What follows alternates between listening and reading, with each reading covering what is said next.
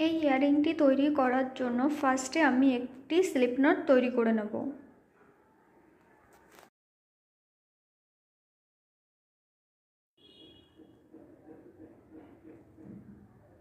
এবার আমি 4টি চেন তৈরি করে নেব।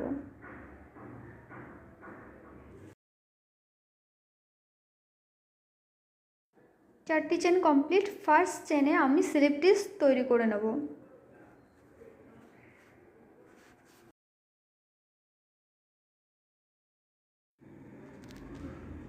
এবার আমি আবার 4টি চেন তৈরি করে নেব।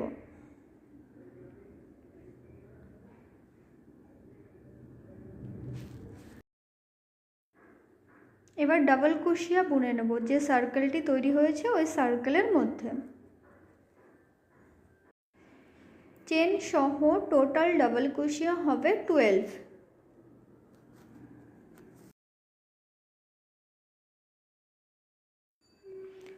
বারোটি ডাবল কুশিয়া কমপ্লিট হয়ে গেছে। এবার আমি ফার্স্ট ডাবল কুশিয়ায় 3 নম্বর চেনে গিয়ে স্লিপ টিস তৈরি করে নেব। নেক্সট আবার 3টি চেন তৈরি করে নেব।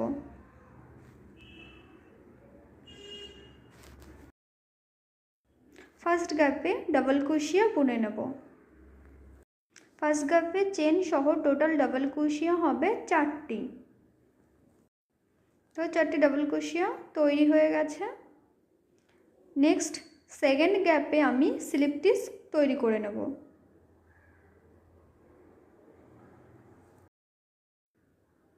থার্ড গ্যাপে আবার আমি ডাবল কুশিয়া বুনে নেব। 1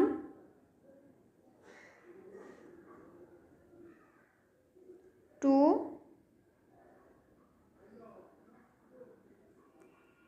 3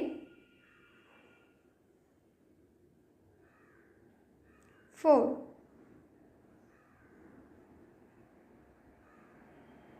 দেখো 4টি ডাবল ক্রোশিয়া হয়ে গেছে। আবার নেক্সট গ্যাপে আমি স্লিপ টিস তৈরি করে নেব। এইভাবে পুরো সার্কেলটি কমপ্লিট করব। 4টি ডাবল ক্রোশিয়া হয়ে গেছে। এবার লাস্ট গ্যাপে আমি স্লিপ টিস তৈরি করে নেব। এরপর ফার্স্ট যে ডাবল ক্রোশিয়াটি ছিল সেখানে আবার আমি স্লিপ টিস তৈরি করে নেব।